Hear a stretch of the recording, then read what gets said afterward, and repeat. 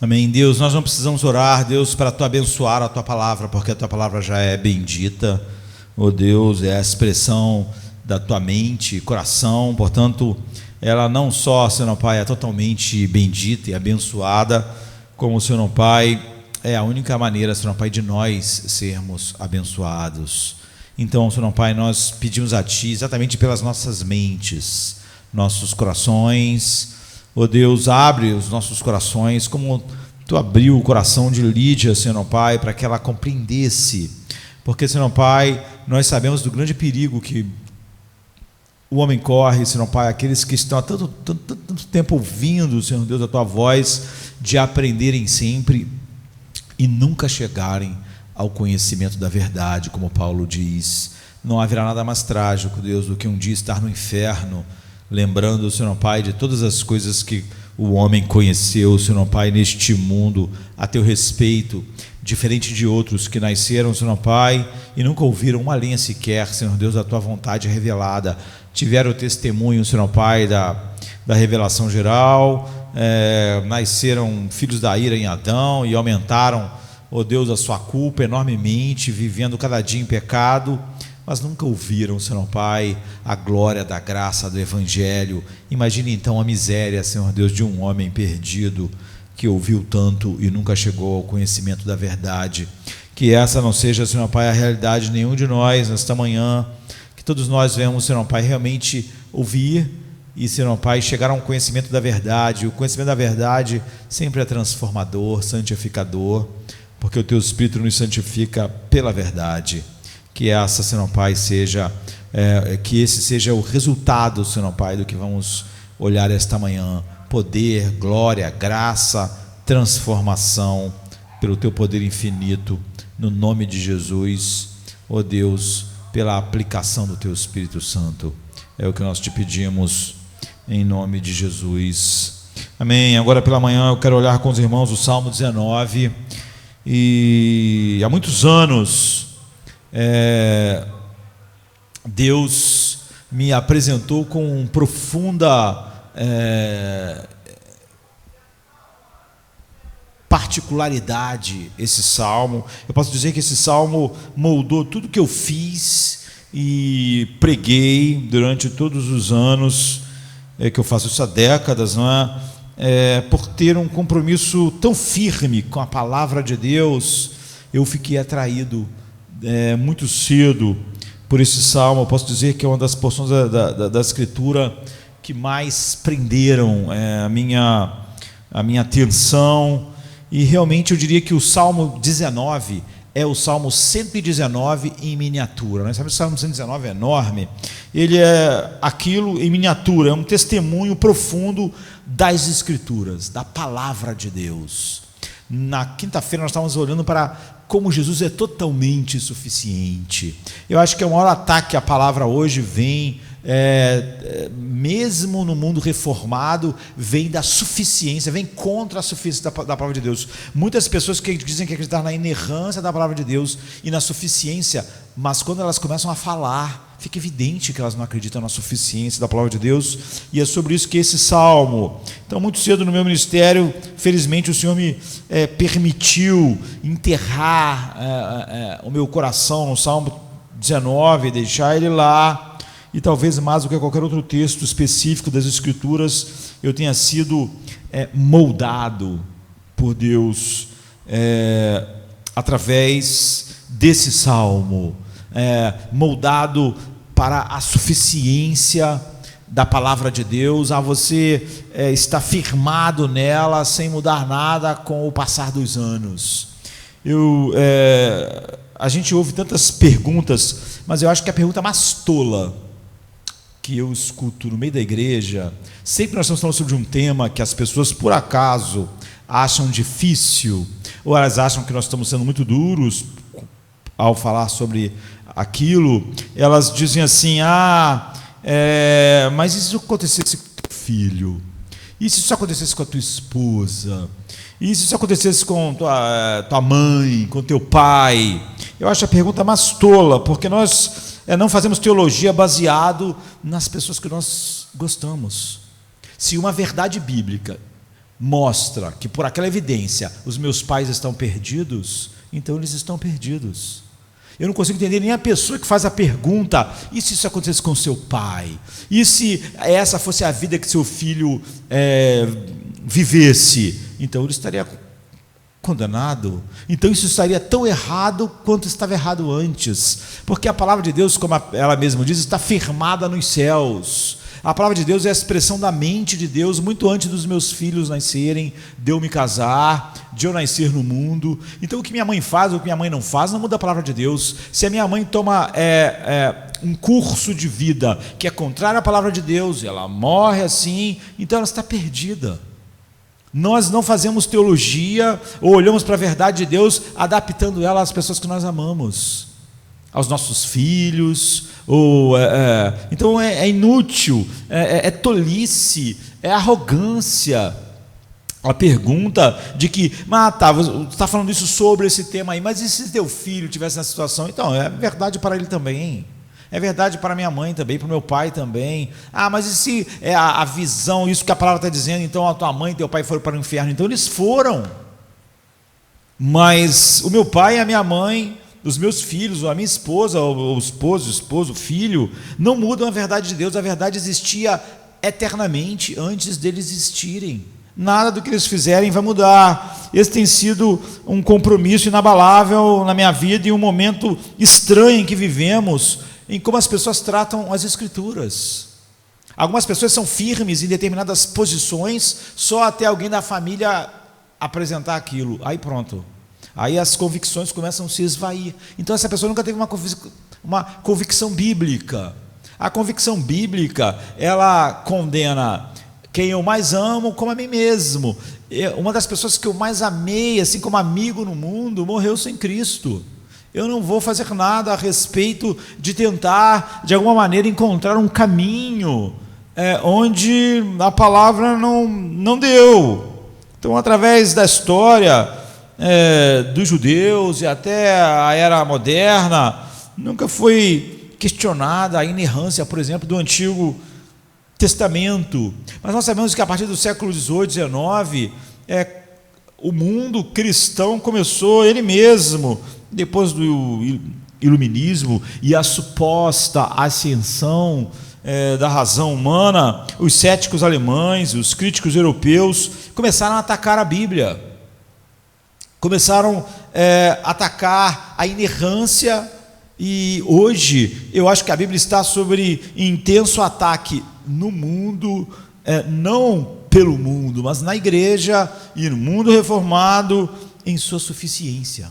As pessoas abertamente fazem isso, elas dizem crer que a palavra de Deus é tudo, mas só até você conversar com elas um pouco mais. E a Bíblia sempre, a verdade sempre esteve sendo atacada assim, e a cada geração nós precisamos ter uma posição firmada nas Escrituras e sobre as Escrituras. E não existe uma seção mais breve das Escrituras que dê um testemunho tão claro da veracidade das Escrituras do que o Salmo 19. Então me deixe ler o Salmo para vocês. Diz assim: os céus declaram a glória de Deus e o firmamento anuncia a obra das suas mãos. Um dia faz declaração a outro dia, e uma noite mostra a sabedoria a outra noite. Não há linguagem nem fala onde se ouça a sua voz.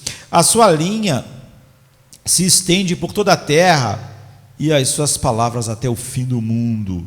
Neles pôs uma tenda para o sol, o qual é como um noivo que sai do seu tálamo e se alegra como um herói a correr o seu caminho.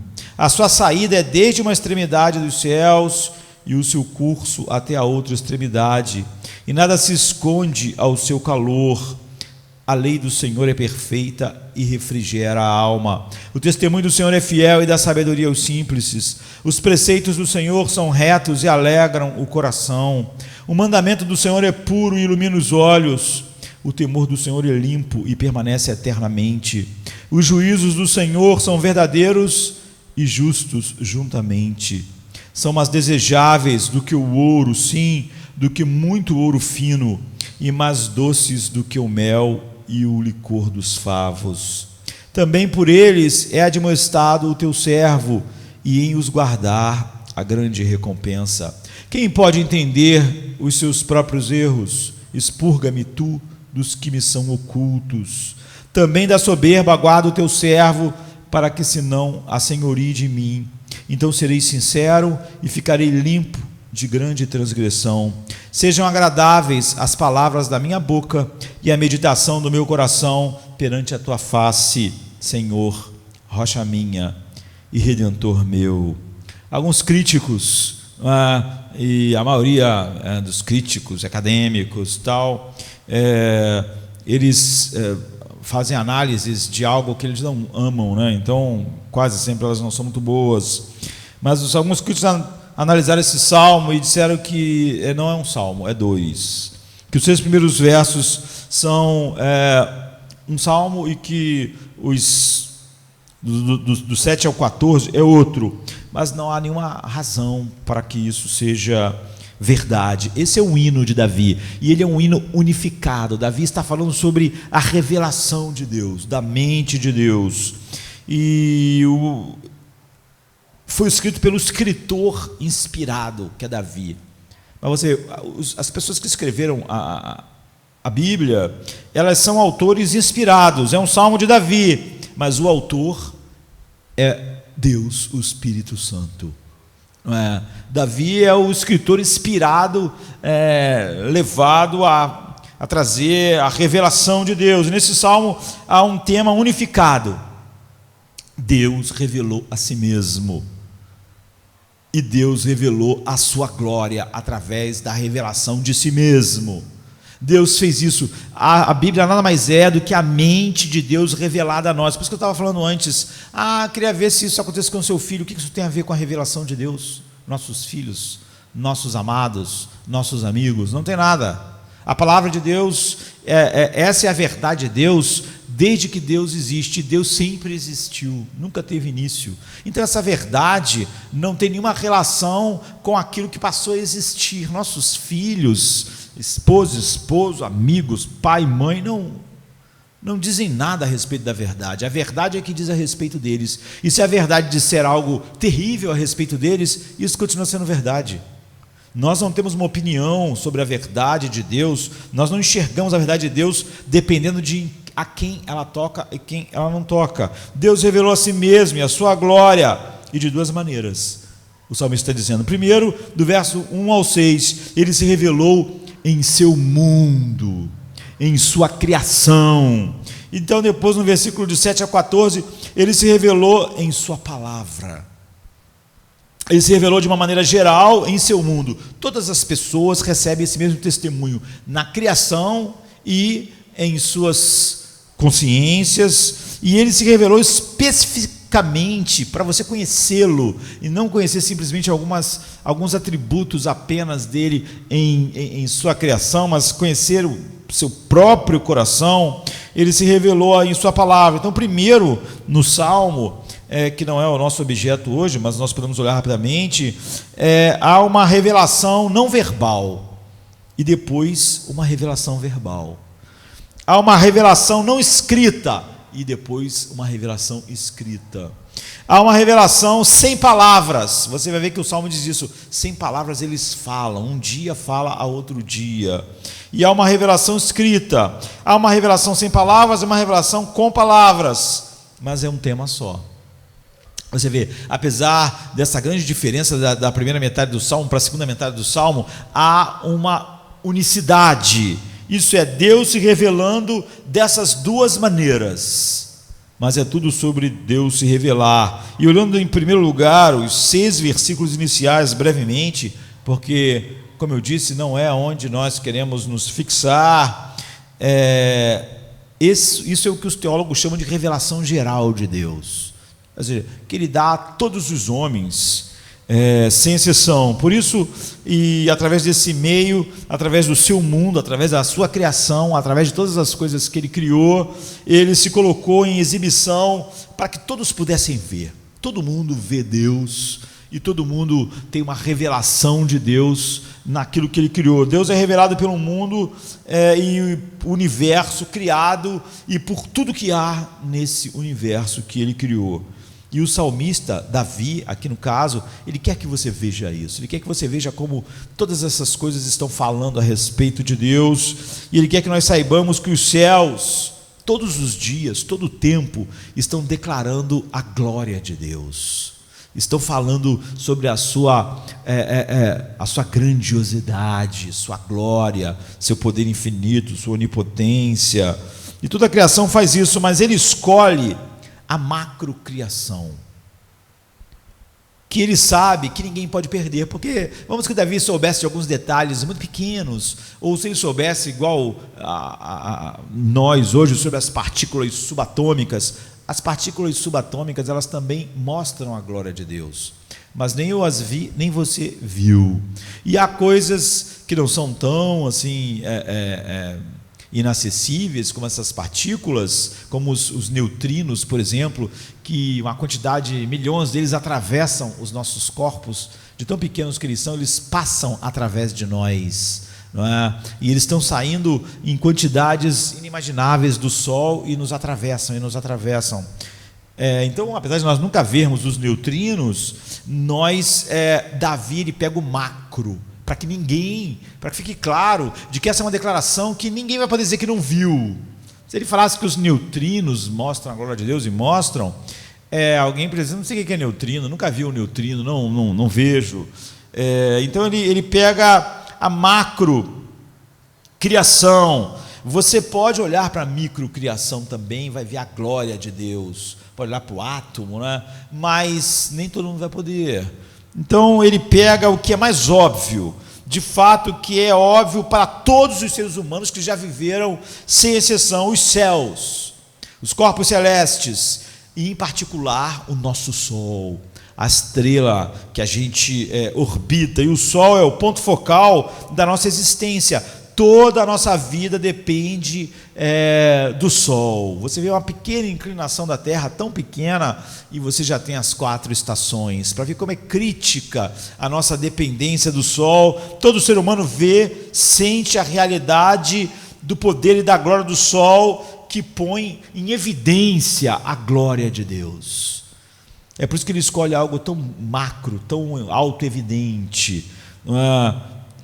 Não há ninguém no mundo, na história, que não sentiu essa presença incrível do Sol, ainda que alguém seja cego, sente o calor, sente as estações, mas como o salmista diz, isso acontece todos os dias, dia após dia. O Sol vem de novo para declarar isso, ele vem com esse compromisso, ele nunca perde. Tem gente que perde, né, a sua leitura bíblica, perde o momento de glorificar a Deus em vários momentos do dia. O Sol nunca perde, todo dia ele aparece com esse propósito, manifestar a glória de Deus, noite após noite, e esse conhecimento é revelado por todas as estrelas no céu. Então os céus manifestam a glória de Deus, declaram a obra das suas mãos. Os céus, eles contam e cantam para nós sem voz as belezas de Deus, e ele usa verbos de revelação aqui para dizer que Deus se exibiu, Deus se exibe, Deus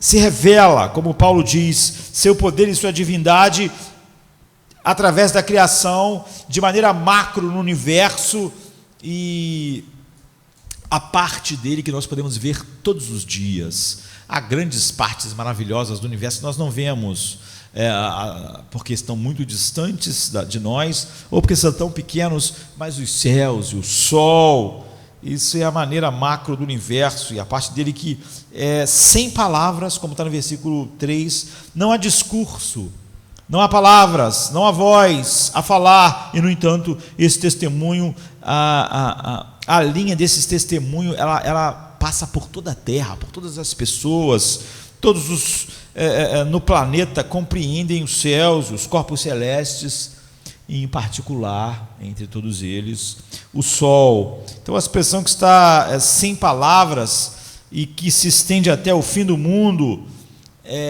porque ele botou uma tenda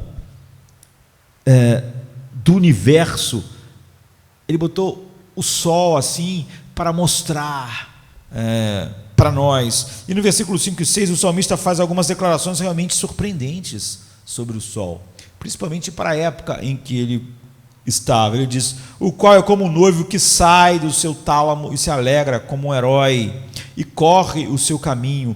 A sua saída é desde uma extremidade do céu e o seu curso até a outra extremidade, e nada se esconde do seu calor. Ele diz que o sol é como um noivo saindo da sua tenda, saindo da sua câmara, e toda a glória, beleza e magnificência e brilho do sol sai da sua câmara, e é como um homem forte se regozijando no seu caminho, caminhando. Então o sol tem um curso. Ele diz que o sol tem um curso. De fato, sua ascensão, seu movimento é de uma extremidade dos céus, e seu circuito é para a outra extremidade, e não há nada que se oculte do seu calor. Então você vê, ele não está descrevendo na segunda parte o nascer do sol e o pôr do sol, porque isso ele já fez na primeira parte. Um dia faz declaração a outro dia, e nessa hora ele está falando sobre o nascer do sol e o pôr do sol. Um dia mostra a sabedoria a outro dia, uma noite a outra noite. Isso foi, então, no início do Salmo, dia e noite mostrando isso. Mas quando ele fala do sol caminhando o seu percurso, aí ele está falando sobre outra coisa. É o sol se movendo através do universo. Isso é interessante, o sol indo de um extremo ao outro e executando o seu circuito, e algum tipo de órbita através de todo o espaço que ele transcorre. O que é isso? Ninguém no mundo antigo entenderia tão bem isso que o Espírito está falando através de Davi, porque o que ele está dizendo é que o sol ele tem um curso. Ele não está falando sobre o dia e noite, como ele falou no início, que nós sabemos que é por causa do curso da terra. Ele está falando sobre o curso do sol, e nós sabemos que o curso do sol é uma órbita gigantesca em torno do centro da Via Láctea. Tão grande é a velocidade, não é? 871.781 quilômetros por hora é a velocidade, isso é inacreditável, não é? Quase 1 milhão de quilômetros por hora é a velocidade que o Sol está girando em torno da Via Láctea. E se nós estamos pendurados no Sol, é óbvio que nós estamos nessa velocidade. E apesar dessa velocidade espantosa, com o Sol está se movendo e nós nos movendo junto com ele, levaria, ou leva, não é, 225 a 250 milhões de anos para o Sol dar uma única volta em torno da Via Láctea. Esse é o curso do Sol. Isso mostra a grandeza, a grandiosidade da glória de Deus. Isso faz a tolice de quem olha para a criação tão matemática, lógica, não é? Na sua química, na sua física, e simplesmente pensar que as coisas mais sofisticadas, complexas, não tem ninguém, apesar desse design perfeito, não tem ninguém por trás daquilo a não ser a ação do tempo, como se o tempo fizesse alguma coisa, né? Ninguém imagina que o tempo faz nada com propósito. O tempo não pega uma pedra e com o tempo constrói um relógio, ou com o tempo constrói um carro através dos minerais tirados do chão e cria eletrônica. Por quê? Porque quando a gente vê um propósito no carro, a gente sabe que só uma mente pode construir algo com propósito, lógico, obedecendo leis da física, enfim. E é por isso que a Bíblia chama de tolo, não é? Paulo diz que o homem que nega Deus, e o homem faz isso, todos os homens fazem, eles suprimem a verdade que eles sabem. Essa é a revelação de Deus em seu mundo, e é geral, no sentido que está disponível a todas as pessoas, sem exceção. De fato, é tão óbvio, é tão claro, que Paulo diz: isso condena todos os homens ao inferno para sempre. A revelação geral, como está em Romanos 1, deixa todos os homens, toda a boca sem desculpa, todo homem condenável diante de Deus. E quando eles suprimem a verdade, eles em nada, na verdade, dentro de si mesmo, conseguem sufocar completamente a verdade. Como eu já disse, cada homem tem um gravador, ele não vê, preso no seu pescoço, e sempre que ele faz uma afirmação moral, quando alguém mente, quando alguém engana, quando alguém é desonesto, ele diz: está errado, esse político é errado, o gravador grava, não é? Quando um político mente, ele diz: grava, está errado. Quando você reclama de um político que fez uma promessa e não cumpre, mas você não cumpriu as suas promessas de núpcias, então o gravador gravou que você disse: essa pessoa comprometeu e não cumpriu, essa pessoa está errada, essa pessoa, o caráter dela está deformado, como é que ele pode passar meses fazendo promessas de campanha e depois não cumprir as promessas? Então, você fez promessas diante de Deus no dia do teu casamento, você não vai poder dizer que não sabia que promessas quebradas eram erradas, porque você sabe que Quando você critica ou sente o erro de alguém que mente, então o gravador no teu pescoço grava. Ele sabe que mentira é errado, ele sabe que orgulho é errado. Grava. Você está juntando as sentenças de condenação. Paulo diz: todo homem é condenado pela revelação universal de Deus, pela revelação de Deus em nossas consciências. É tão inconfundível, aponta para o Criador, que é suficiente para condenar o mundo inteiro.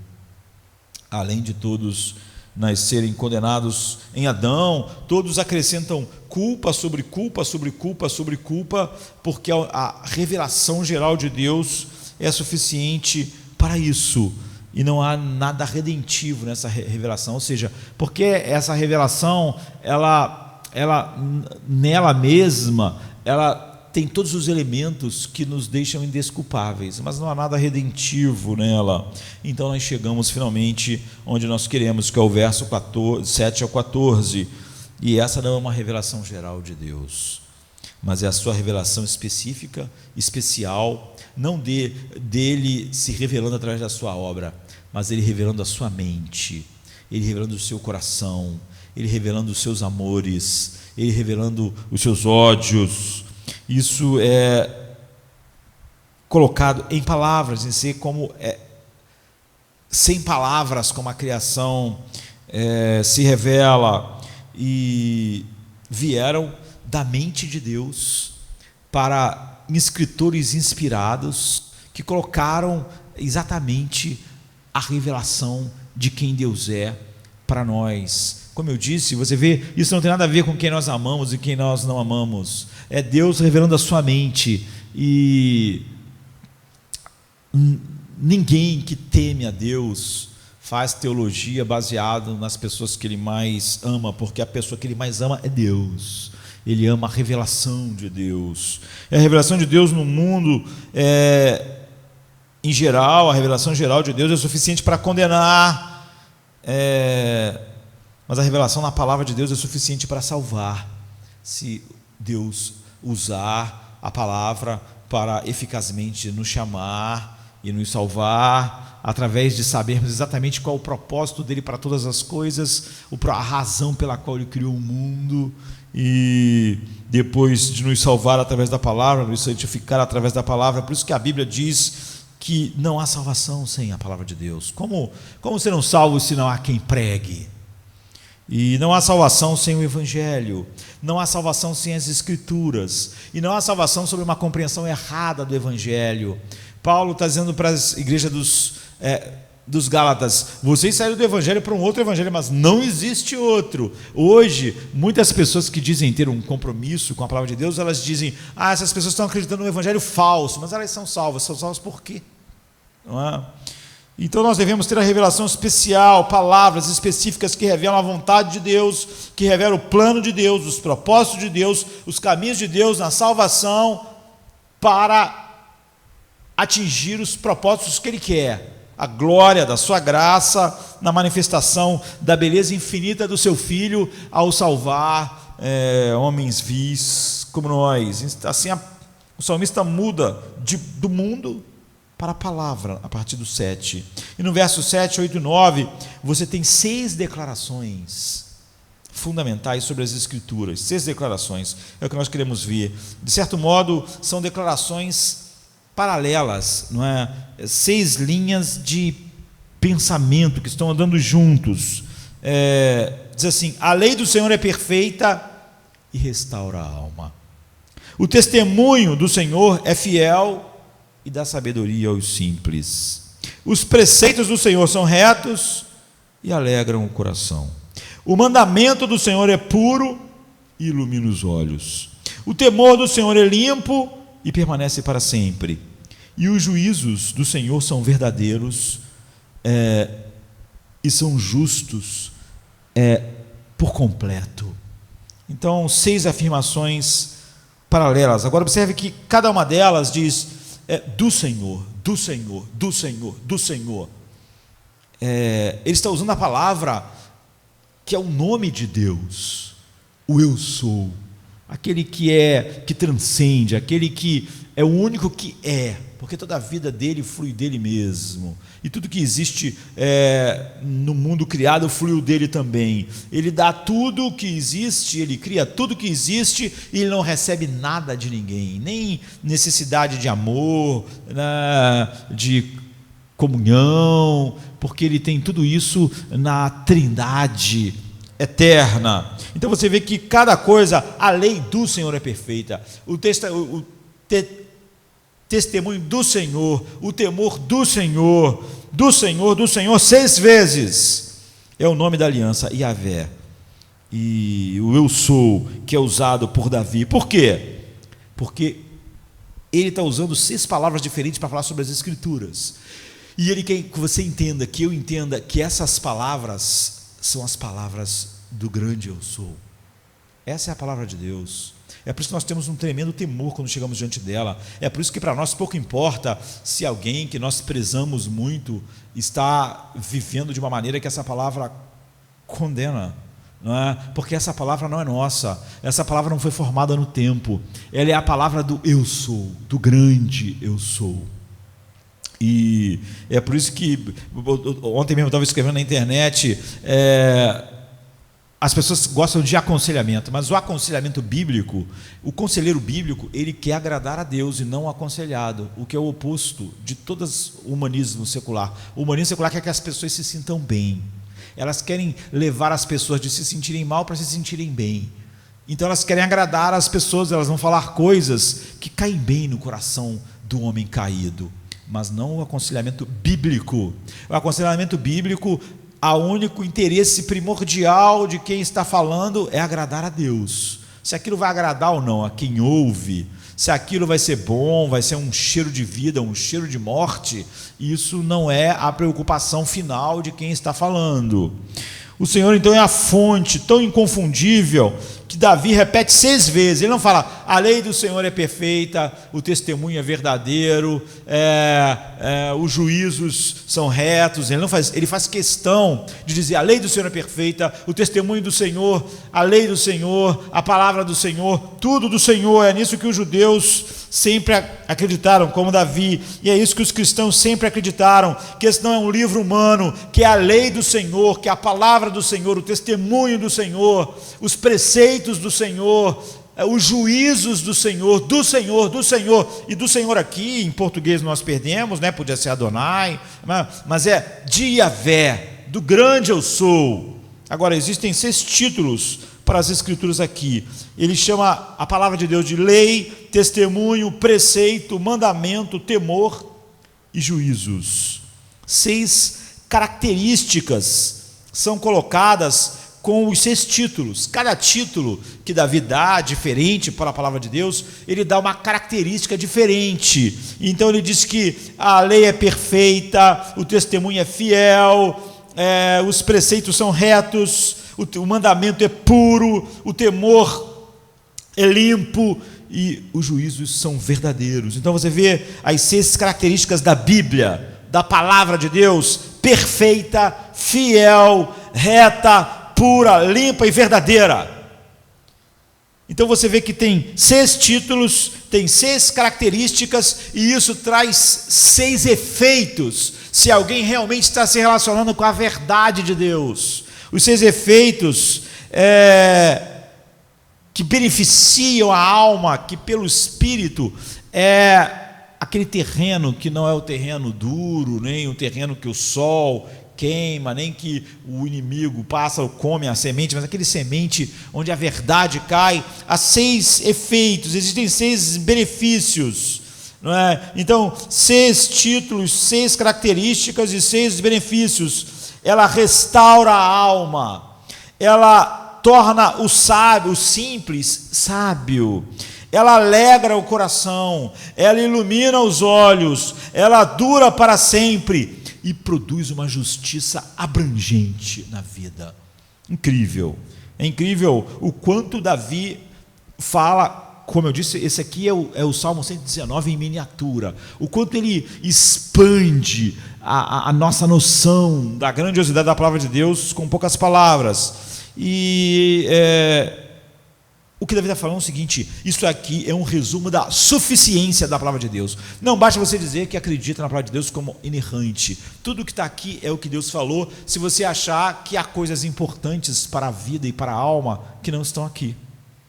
A palavra de Deus não é só inerrante, ela é suficiente, é o que Davi está dizendo. Então esse é um resumo absolutamente impressionante da suficiência da palavra de Deus, e o maior ataque que a palavra recebe nos dias de hoje, de dentro da igreja, da igreja visível, e de dentro da igreja, de muitas igrejas ou de pessoas que se dizem reformadas, é o ataque à sua suficiência, através do humanismo. Então, aqui está sendo falado sobre a total suficiência. Se você perguntar às pessoas: você acredita na suficiência da palavra de Deus? A reação, a resposta instintiva é as pessoas falarem: eu acredito na suficiência da palavra de Deus. Mas conversa com ela mais alguns minutos e logo você vai descobrir que ela não acredita no que ela diz. Então é paralelo aos 176 versículos do Salmo 119, só que em miniatura. Aqui está a própria palavra de Deus a respeito da palavra de Deus. É fundamental, porque é a palavra de Deus falando sobre a palavra de Deus. Então a gente vai começar no verso 7. A lei do Senhor é perfeita e restaura a alma. A lei aqui, a palavra que foi traduzida por lei é Torá. Identifica as escrituras aqui como a instrução divina. A escritura é Deus ensinando ao homem tudo o que ele precisa saber para viver ao máximo. Tudo que ele precisa saber para saber viver dentro do design que ele foi construído. Tudo para ele saber como a sua alma funciona, a razão que ele existe, como ele deve funcionar. É uma instrução divina, é a Torá, é a palavra que ele está usando. Esse é um manual, eu diria, enviado pelo fabricante para que saibamos viver ao máximo para a glória dele e para o deleite da nossa alma. Então, uma explicação completa da vontade de Deus que tem na Bíblia. Não há nada que você precise saber sobre a vontade de Deus que você vá achar em outro lugar. Ela é completa, não é? Essa é a escritura, e o propósito de todos esses títulos diferentes: lei, testemunho, preceitos, mandamentos, temor, juízo, são como olhar para um diamante. Não é que a Bíblia tem 6 partes separadas. O que Davi está fazendo é simplesmente você olhar um diamante nos seus vários cortes, em que quando você vira, você vê algo novo e diferente, apesar de você ser um diamante só. Então é toda a palavra de Deus, ela tem muitas facetas, e é por isso que vemos essas mesmas 6 palavras repetidas no Salmo 119, como É a palavra de Deus, falando sobre a palavra de Deus. Davi usa essas mesmas palavras. A lei de Deus, a instrução divina. A lei do Senhor é perfeita. A instrução divina para a vida, a instrução divina para a alma, a instrução divina para a plenitude da vida é perfeita. Tiago chama isso de a lei perfeita de Deus. Bem, você pode dizer, pastor, o que você quer dizer por perfeito? Isso é bastante óbvio a princípio. Significa que não está faltando perfeição, não tem nenhuma imperfeição, isso é verdade. Mas é mais do que isso, a palavra que Davi está dizendo. Isso não é perfeito ao contrário de imperfeito. Porque a gente pode usar a palavra perfeito só nesse sentido. Ela é perfeita no sentido de que ela é o contrário do que é uma coisa imperfeita. Em vez de incompleto, o que fala sobre a alma do homem, sobre o homem, sobre o que é o homem em pecado, sobre todas as coisas. O termo hebraico tem uma ideia de abrangência. Está falando de perfeito, não só no sentido de que ela não tem imperfeições, mas que ela abrange tudo sobre o homem. Nada fica de fora, é perfeito. Porque você pode ter um livro que é perfeito sobre o corpo humano, mas não tem tudo nele. Você precisa de outro livro, você precisa de outro. Aquilo ali é perfeito sobre os olhos, mas não é perfeito sobre o cérebro. Então você precisa de outro livro para aquilo, outro para aquilo. Você precisa de complementos. Aquilo é perfeito dentro do escopo em que ele se focou. Mas não é assim que a palavra está sendo usada aqui. Está falando perfeito no sentido da abrangência. Ela é perfeita no sentido de que não há imperfeições, mas ela é perfeita porque não falta nada. Então, de todos os lados, de modo a cobrir completamente todos os aspectos de uma coisa, ela não deixa nada sobre o homem e Deus que esteja fora. Está tudo lá. Os hebreus usariam isso quando quisessem dizer, olha, nada pode ser tirado dela. É isso que ele está dizendo por perfeito. Se você tirar uma coisa dela, você perdeu. Nada pode ser adicionado a ela. Ela é tudo o que você precisa. Se você achar que você precisa de uma frase fora da Bíblia para compreender a alma humana, então você não acredita nessa primeira afirmação. Você está negando essa primeira afirmação. Você está dizendo que a palavra de Deus, a lei de Deus não é perfeita. Ela tem falta. Então você vê, ele está usando perfeita no sentido da abrangência final. Nada pode ser acrescentado. Nada pode ser tirado. Então a intenção é a ideia de que não falta nada. Mas mais importante que isso, possui tudo. Porque você podia ter a ideia de que não falta nada sobre algum aspecto. Não. Possui tudo o que diz respeito à vida e à piedade. Tudo que diz respeito a Deus. Tudo que diz respeito ao homem. Tudo que é necessário. É um conjunto abrangente, sem falhas, de instruções, completamente suficiente para os homens, com um fim, com um propósito. Se você achar que a lei do Senhor, que é perfeita, que é abrangente, se isso é verdade, Davi diz, você vê o que ela produz? A lei do Senhor é perfeita e restaura a alma. Se você achar que para uma alma ser sã, saudável, ser tudo o que ela foi criada para ser, precisa de algo a mais do que a Bíblia, você está negando a suficiência da Bíblia.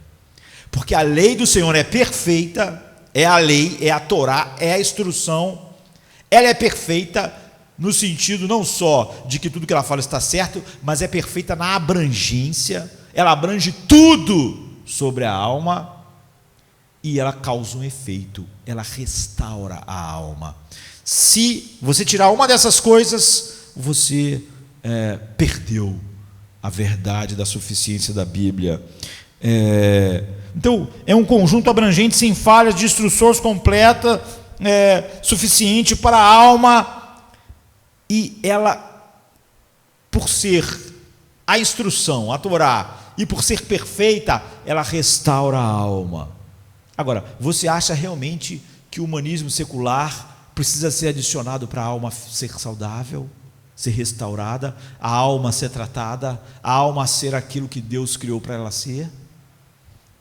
Você vê, esse é o ataque à suficiência das Escrituras. Muitas pessoas logo diriam, eu acredito como Davi nessa suficiência, mas logo elas achariam que a sua alma, ou que a alma humana precisa de algo sem ser a Bíblia. Portanto, ela não concorda. Agora vamos parar e falar sobre a alma. A lei do Senhor é perfeita. Então, é a Torá, a abrangência, ela restaura a alma. Agora, o que é a alma? A palavra alma aqui, que Davi está usando, nefesh, já que é em hebraico, está em todo o Antigo Testamento.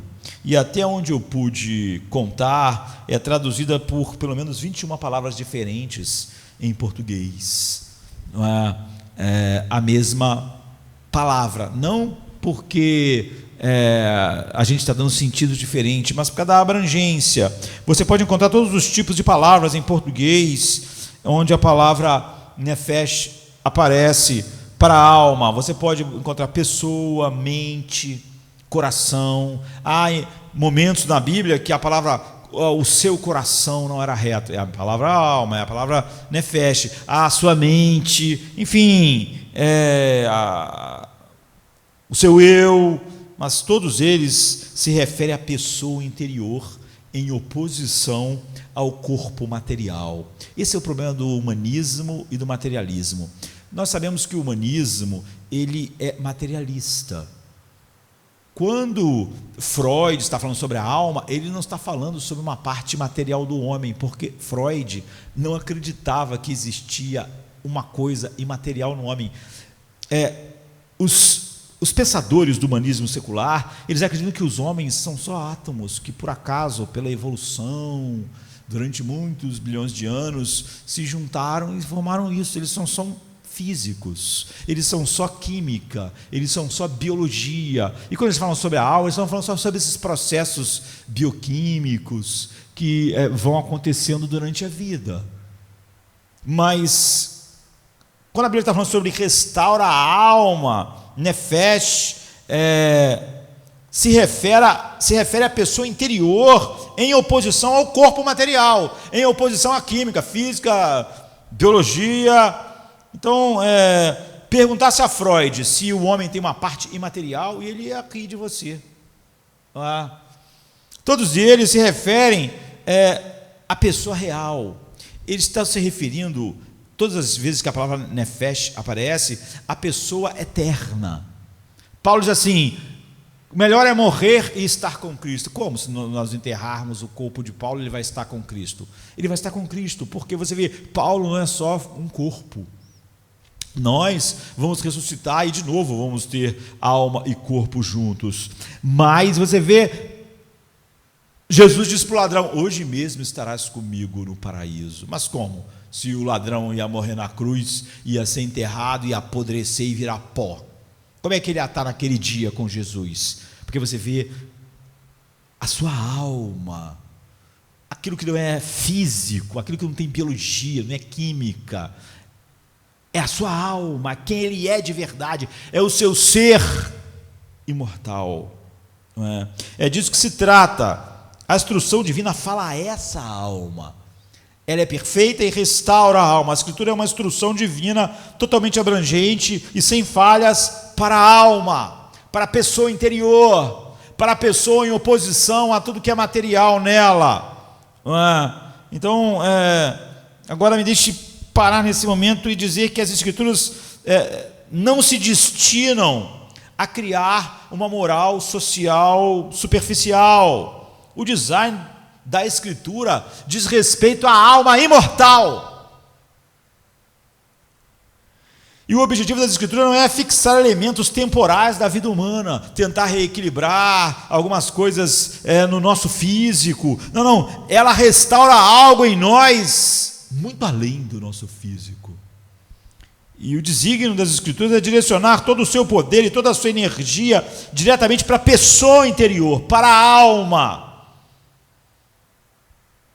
E que ele faz? O que as Escrituras fazem? Qual é o resultado da perfeição da palavra de Deus? Restaura a alma. É inacreditável um cristão achar que a sua alma será restaurada por qualquer coisa que não é a palavra de Deus. É óbvio que ele está falando sobre humanismo secular e sobre pessoas que sequer acreditam naquilo que Nefesh está dizendo. Você pode ter algo diferente. Esse verbo pode ser traduzido de 5 ou 6 maneiras. Isso que Davi usou para restaurar a alma é reviver, restaurar, atualizar, converter. Sabe quando Jesus disse para Nicodemos: você precisa nascer de novo? Mas acho que a melhor de todas as palavras que você podia tentar achar em português para traduzir esse restaura a alma é transformar. Na verdade, é uma palavra tão forte que pode significar a transformação total. De tal maneira que Paulo, ele fala o quê? Usando outra língua, o grego. Quem está em Cristo é uma nova criação. As coisas velhas passaram. Agora, estamos chegando ao ponto. A Escritura, a lei do Senhor, a Torá do Senhor, é uma instrução divina que é tão completa que pode transformar totalmente o homem interior, a alma do homem. É o que essa linha está dizendo. Davi diz mais no versículo aqui do que tudo que os outros seres humanos pensaram sobre como ajudar o homem interior. É uma linha impressionante. E essa é apenas uma das 6. É só a primeira característica. A Escritura é totalmente suficiente para transformação, restauração, conversão, salvação da alma, do homem interior. Ela é sozinha suficiente para fazer da alma aquilo que ela devia ser, como intentou o seu Criador. A Bíblia está sempre mirando na alma. Esse sermão está mirando a sua alma. E quando a alma é transformada, o comportamento segue isso, sem importar como a nossa máquina biológica funcione.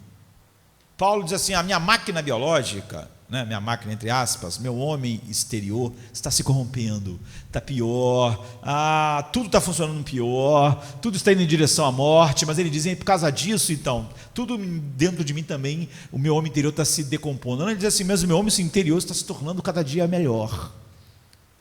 Ele está sendo renovado, porque a palavra de Deus, ela restaura a alma. E é por isso que Pedro diz que no Novo Testamento, o paralelo disso. Ele diz: nascer de novo, isso é a regeneração, é uma transformação da alma, não é? Um renascimento do homem interior, uma recriação. Pedro diz assim em 1 Pedro 1,23, sendo de novo gerados, não da semente corruptível, mas da incorruptível, pela palavra de Deus viva e que permanece para sempre. Ele está dizendo a mesma coisa que Davi: a lei do Senhor é perfeita e restaura a alma. Pedro está dizendo: a regeneração da nossa alma, Nefesh, do nosso homem interior, em oposição ao físico, é feito pela palavra de Deus. A transformação, nosso novo nascimento, a regeneração, vem tudo da palavra de Deus. Paulo diz a Tito: somos lavados pelo poder regenerador da palavra. Você vê, Paulo está falando a mesma coisa que Davi. A palavra então é o poder transformador. Eu preciso lembrar disso. Não é a mecânica do pregador que é o poder transformador. Não é a habilidade do pregador, não é a inteligência do pregador, não é a estratégia do pregador, não é a abordagem do pregador, não é a embalagem, não é nada. Esse dia eu estava vendo as pessoas falando sobre como os métodos são importantes. Não. Aqui é exatamente o oposto. Não é a mecânica, não é a habilidade, não é a inteligência, não é a estratégia, não é a embalagem. A palavra. Somos lavados pelo poder regenerador da palavra de Deus, não daquilo que o pregador está fazendo. É por isso que você pode ter homens eloquentes, grandiosos no discurso como George Whitefield, ou como Spurgeon, ou você pode ter um homem totalmente fleumático, que é totalmente oposto deles, como Jonathan Edwards, mas o efeito foi tremendo, porque é a palavra. Que afirmação incrível! Se você quer que a sua pessoa interior seja totalmente transformada, esta é a obra da palavra de Deus. Ela é perfeita, no sentido de ela abranger todas as coisas, e se você botar uma gota de humanismo secular aqui, você está dizendo que ela não é perfeita, ela não restaura a alma, e que de alguma maneira alguma outra coisa restaurará a sua alma, ou ajudará. Ou seja, você não acredita na suficiência das Escrituras. Agora, a segunda declaração, porque não podemos ficar todo o tempo que gostaríamos de ficar na primeira. A segunda declaração vem no versículo 7. O testemunho do Senhor é fiel e dá sabedoria aos simples. O testemunho vê as Escrituras como testemunho divino. Você sabe quando uma pessoa vai testemunhar num tribunal, faz um juramento. Então, a palavra de Deus é o testemunho de Deus. Se você sabe que uma pessoa é honesta e dá o seu testemunho, você diz, não, tem que acreditar. Essa é uma pessoa que deu o testemunho dela, ela viu os fatos, ela está falando a verdade. Eu acredito nela, nessa testemunha. Então, um dia o Deus eterno se levantou e deu um testemunho. Você acha que ele não deu um bom testemunho? Você acha que o testemunho dele tem falhas? Você acha que ele é como nós, que mesmo que quiséssemos dar um testemunho dos fatos que aconteceram há 20 anos atrás, com fidelidade, podemos ter perdido alguma coisa, não vimos tudo, estávamos com medo na hora, alguma coisa nos atrapalha, mas a Bíblia é o testemunho. Então, primeiro, a Bíblia foi colocada como a lei, a instrução, a Torá, que é perfeita e restaura a alma. Não há nada para restaurar a alma que não seja a Bíblia. E ela é perfeita, não precisa de mais nada. Agora, as Escrituras podem ser vistas aqui como testemunho divino.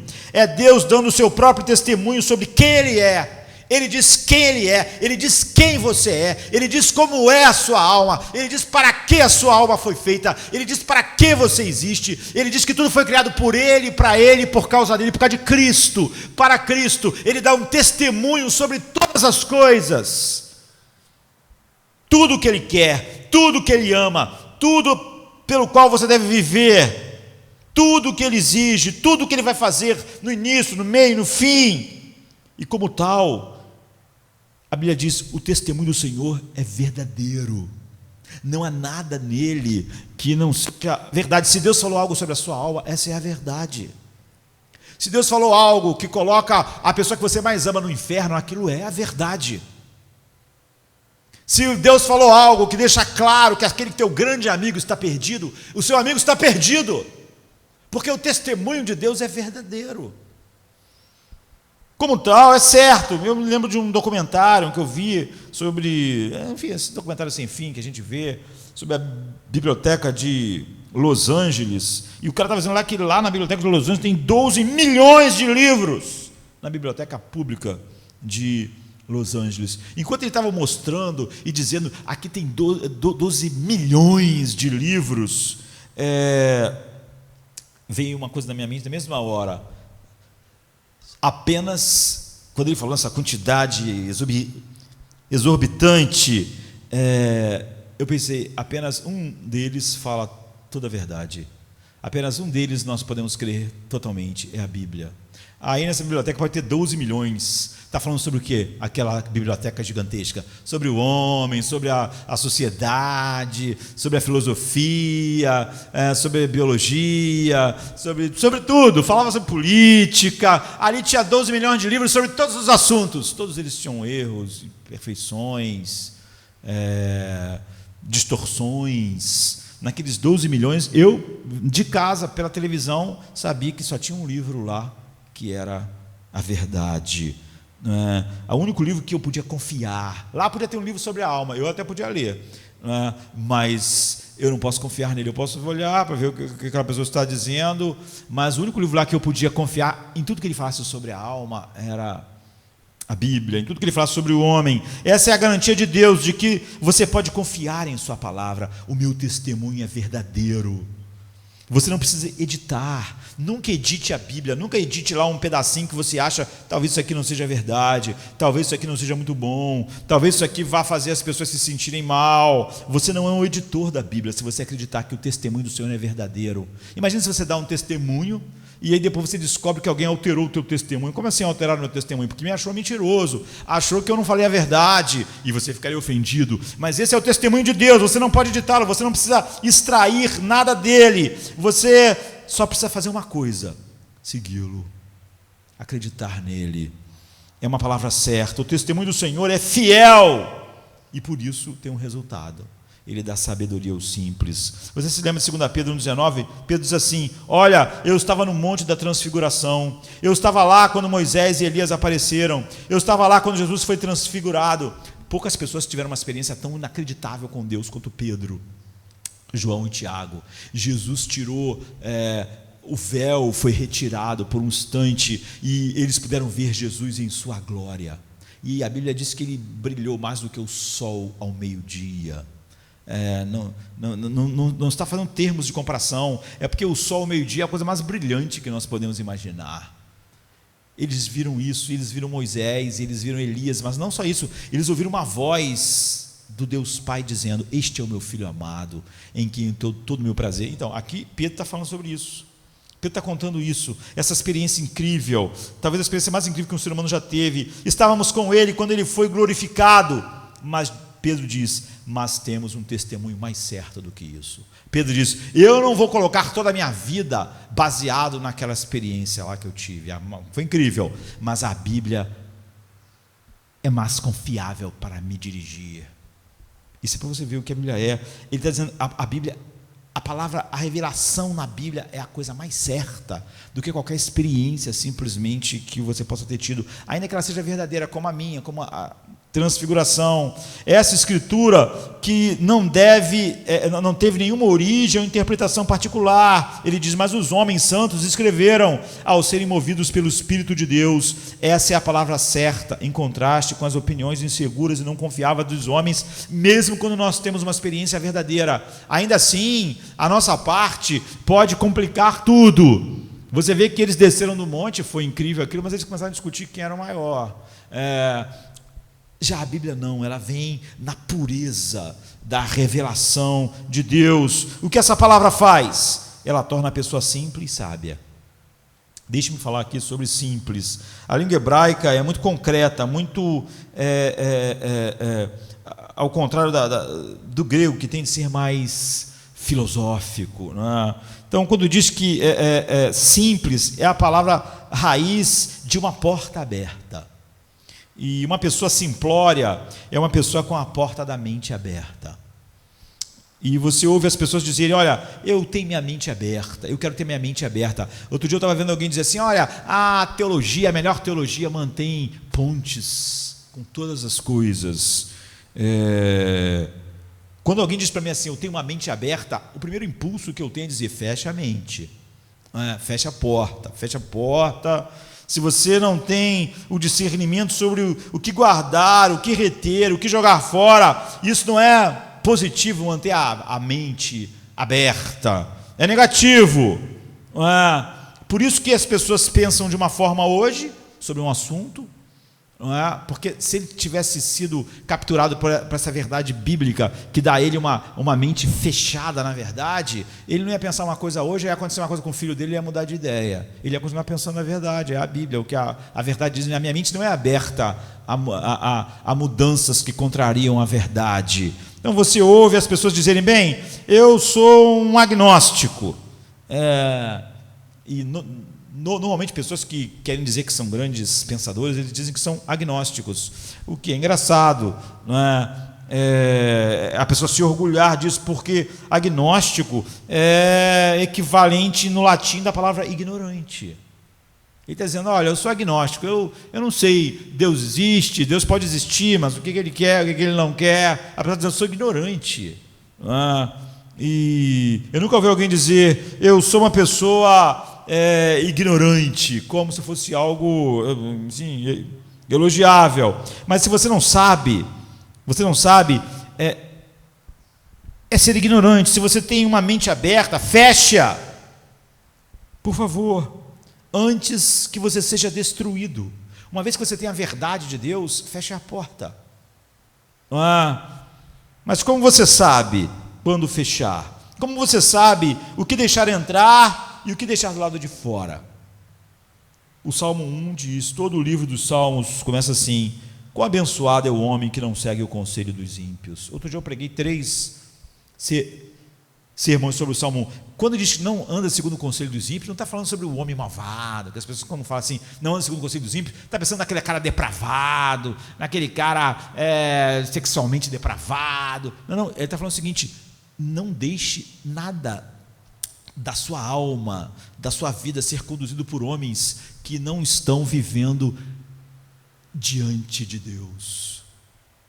Não ande segundo o conselho de homens que estão na escuridão.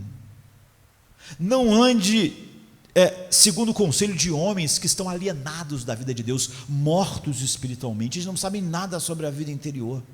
Eles não sabem nada sobre a verdadeira vida. Não está falando sobre ímpio no sentido, está falando sobre a impiedade, aquilo que Paulo diz: a ira de Deus se manifesta contra toda impiedade, que é o contrário de piedade. A piedade é a consciência de que eu vivo diante da face de Deus. Davi está dizendo: não ande segundo o conselho, o ensinamento, a filosofia de ninguém que não está vivendo diante de Deus, consciente da santidade de Deus, da grandeza de Deus, dos propósitos de Deus. Não ande segundo o conselho disso. É quase inacreditável que alguém realmente possa imaginar que pode andar segundo o conselho do humanismo secular e não está indo exatamente na direção oposta àquilo que é um homem bem-aventurado. Então, quão abençoado é o homem que fecha a sua porta para tudo que é um conselho que vem dos ímpios. Mas como ele faz isso?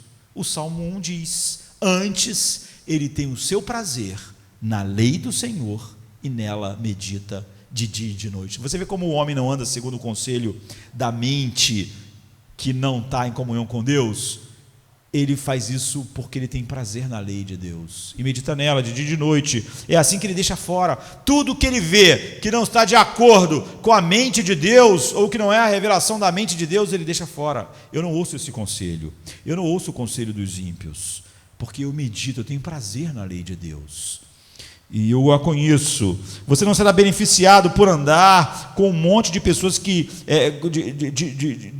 ser guiado por mentes de pessoas que vivem em um padrão de vida antibíblico, que tem uma opinião sobre a alma antibíblico, que tem uma opinião sobre a sociedade antibíblica, que tem uma opinião sobre a depravação do homem antibíblica, que tem uma opinião sobre a existência, a razão da existência do homem que é antibíblico. Você não precisa de conselhos de pessoas sem Deus no mundo.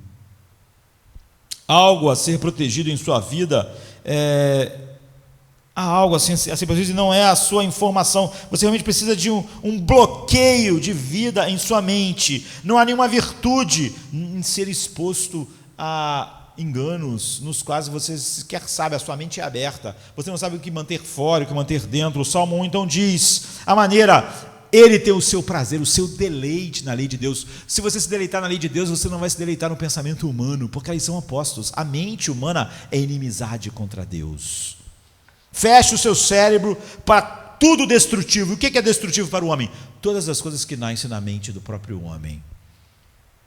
E como você consegue isso? Bem, o testemunho do Senhor, a Bíblia diz, é confiável. E ele pega a pessoa simples, aquela que não tinha nenhum filtro, aquela que era uma mente aberta, que as ideias vão entrando, as ideias, os conselhos dos ímpios, vai entrando, e hoje ele pensa de um jeito sobre um assunto, e amanhã ele pensa de outro jeito, e depois de amanhã de outro jeito, e pega pessoas simples, sem discernimento, ingênuas, e transforma elas em sábios. A palavra que ele usa é chacã. Não é sábio como um grego pensa, que é diferente. Novamente, isso é algum tipo de ideia diferente dos gregos, que é sofos. Não é tornar sábio assim. A palavra que ele usa aqui, chacã, os torna hábeis para a vida. O testemunho do Senhor é fiel e dá sabedoria, te torna hábil para a vida, hábil para saber como Deus é glorificado nessa situação, naquela outra situação. Você não precisa de alguém o tempo todo perto de você dizendo: isso aqui é bom, aquilo é ruim, aquilo é bom, aquilo é ruim. Porque a palavra de Deus te torna sábio. E é o oposto, né, do que a palavra grega diria. Isso é prático, é uma sabedoria prática, uma sabedoria que você sabe aplicar ao casamento, você sabe aplicar aos seus relacionamentos, você sabe aplicar à sua vida na igreja. Esse livro leva a pessoa ingênua, inexperiente, sem discernimento, que a sua mente era aberta e ela vivia segundo o conselho de homens sem Deus, mas agora ela sabe o que manter do lado de fora e o que manter do lado de dentro. E ela domina a arte de viver e é realizado pelo conhecimento e aplicação da palavra de Deus. E temos aqui então as coisas que precisamos saber, tudo que precisamos saber. É por isso que quando Jesus disse para nós sermos santificados, ele diz: santifica-os na verdade. A tua palavra é a verdade. Você não pode botar uma pitada de humanismo secular para ajudar na sua santificação, para você ser mais parecido com Cristo. Paz, gozo, alegria, é o oposto. E Pedro diz que se você nasceu de novo, você vai ser faminto assim. Ele diz assim em 1 Pedro 2,2: como os bebês desejam leite puro da palavra, no qual você pode crescer. Se você nasceu de novo, você deseja a palavra como o bebê deseja o leite. Então a gente viu a Bíblia como instrução e vimos a Bíblia como uma forma mais pura, como tendo tudo e todo o poder para salvar. Então vimos isso como o poder de santificar, tornar a pessoa ingênua em uma pessoa sábia para a vida, de uma maneira que Deus seja honrado. Então nós chegamos ao versículo 8, e a gente tem assim: os preceitos do Senhor são retos e alegram o coração. Isso considera as Escrituras como doutrina. Preceitos são doutrinas. Os preceitos do Senhor são retos. Você vê, é um preceito, não é uma dica. Há pessoas que ouvem um sermão ou que leem a Bíblia, para ela tudo é uma dica. É uma dica para o casamento, ela pode botar em prática ou não. É uma dica para os problemas da alma, ela pode botar em prática ou não. Ela não vê a palavra de Deus como palavra de Deus, como preceito, como doutrina. A Bíblia não são boas ideias, não são boas dicas. Essas não são verdades flutuantes que se tornam realidade quando você experimenta existencialmente. A Bíblia é a verdade, quer você experimente ou não. A Bíblia é a verdade. Se alguém não está experimentando, aquela pessoa está fora do que a Bíblia está dizendo. Não importa, não, mas ela não experimenta isso, mas é uma pessoa muito amável, eu gosto muito dela, é minha parente, meu pai. Não. A Bíblia não é verdade se alguém que você ama experimenta aquilo, ou se você experimenta. Ela é o preceito do Senhor. Eles são os preceitos, ou a maioria das traduções pode dizer os estatutos do Senhor. É uma palavra muito forte. Elas são as doutrinas divinas, não são apenas sugestões para a vida, são princípios absolutos para o comportamento, princípios para viver, princípios para crer. A Bíblia não coloca a soberania de Deus ou qualquer uma dessas doutrinas para que você veja isso como uma sugestão de ser uma boa ideia. As pessoas dizem: bem, você é teológico demais, sabe? As pessoas às vezes acham que você vai ficar ofendido com isso. Você é doutrinário demais, tu tem que ser mais sensível às pessoas. Como assim? Eu sou sensível às pessoas, sendo sensível à palavra de Deus e manifestando a elas aquilo que é o pensamento de Deus sobre aquilo. Doutrina significa simplesmente uma verdade que foi estabelecida, uma verdade comunicada e uma verdade que pela graça foi entendida. Você não quer viver sua vida sem isso. Se você nasceu de novo, são os preceitos divinos. E assim as Escrituras são doutrina divina e elas estão certas. Agora, isso não está certo em oposição ao que é errado. De novo, o hebraico é mais do que nós às vezes captamos. É certo, portanto, esses preceitos são certos não porque eles estão em oposição à verdade. É mais do que isso. É porque eles definem a verdade.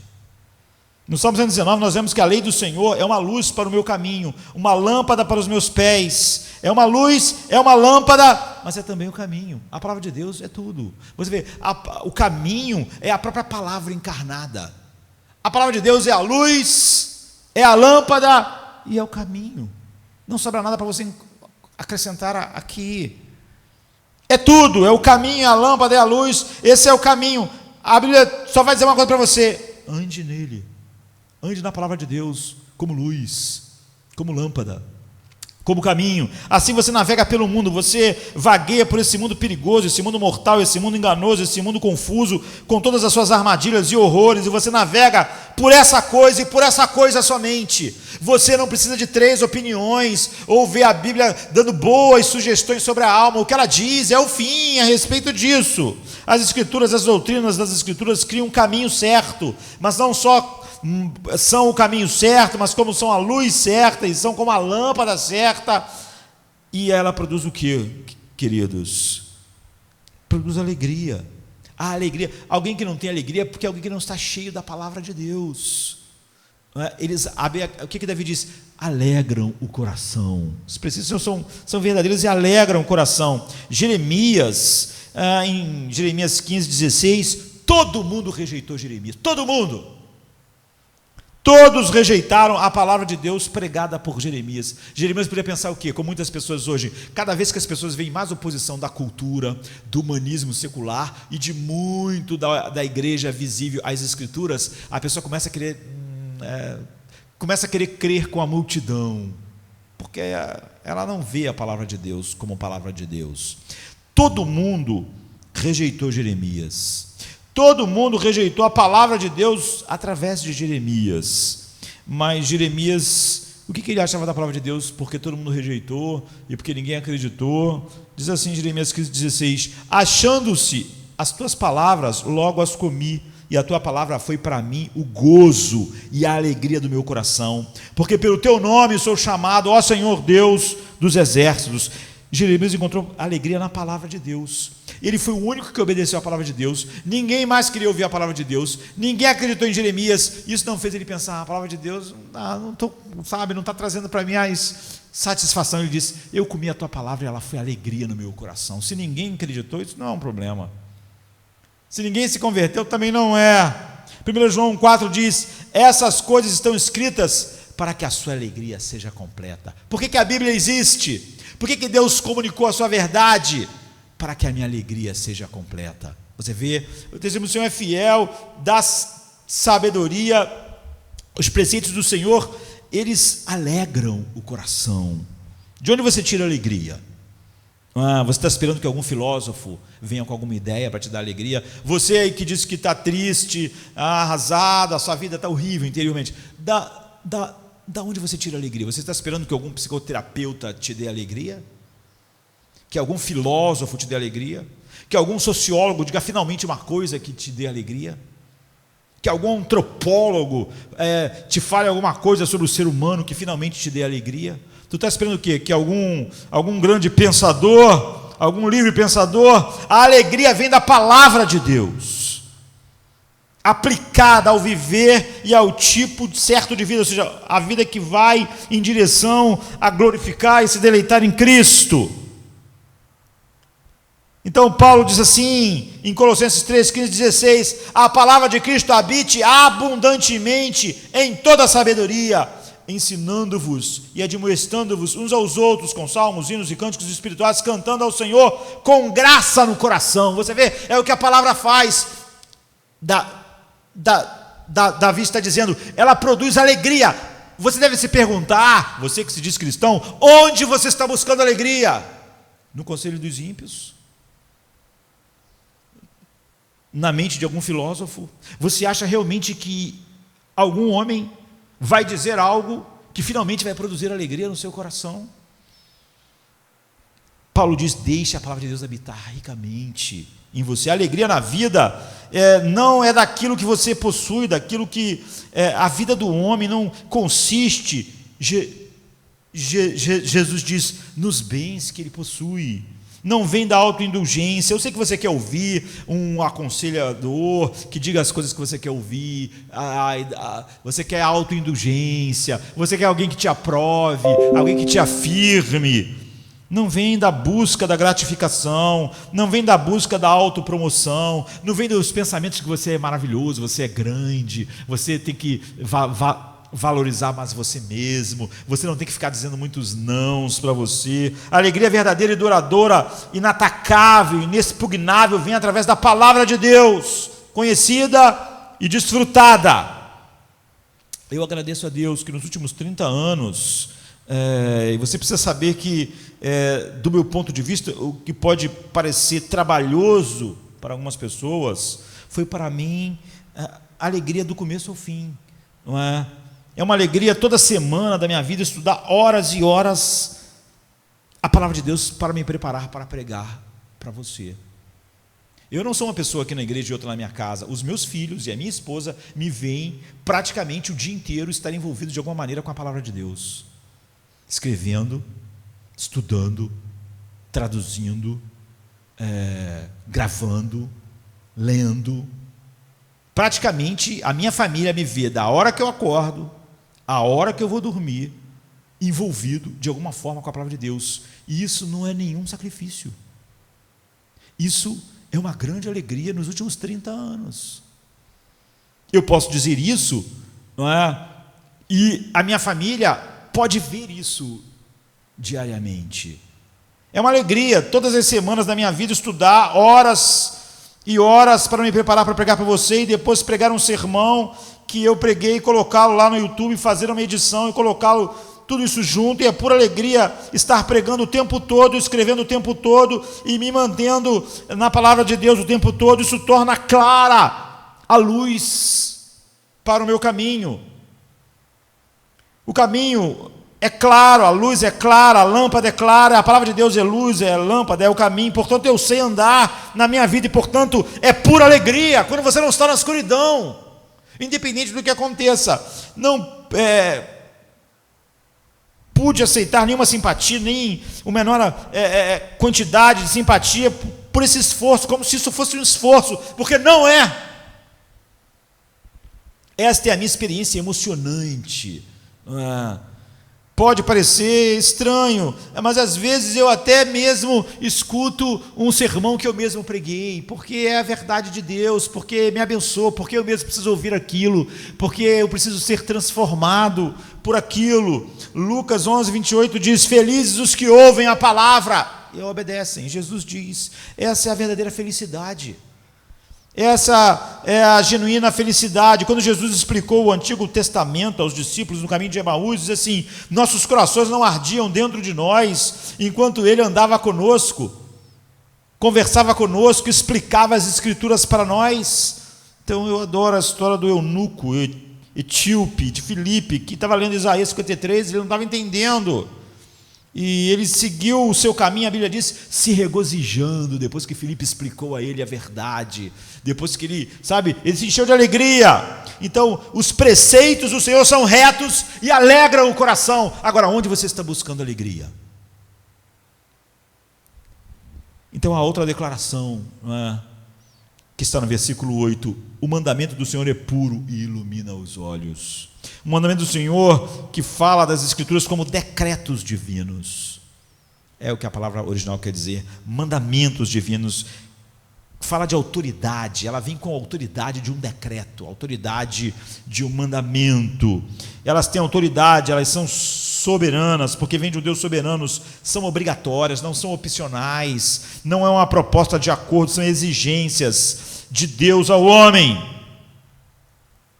Então, eu nunca penso, e você não deve pensar, você vê, aqui é o mandamento do Senhor, é o decreto de Deus. Quando alguém faz uma pergunta sobre uma realidade, eu nunca penso, se eu responder isso, o que essa pessoa vai sentir? Vai ficar triste. Se ela está me perguntando sobre o paizinho dela, sobre a mãe dela, sobre ela, sobre, sobre o planeta Terra, se eu responder isso, ela vai ficar assim, se eu responder isso, ela vai ficar assim. Não. Nós temos o mandamento de Deus, o decreto de Deus. Eles têm autoridade, eles são soberanos, são obrigatórios, são exigências, não são opções que Deus dá ao homem. Desobediência significa julgamento, desobediência ao decreto, ao mandamento de Deus, significa rebelião. Então, diz que os mandamentos do Senhor são puros, mas a melhor tradução é transparente, facilmente compreensível, facilmente acessível. Se as pessoas têm dificuldades com a palavra de Deus, é uma causa espiritual.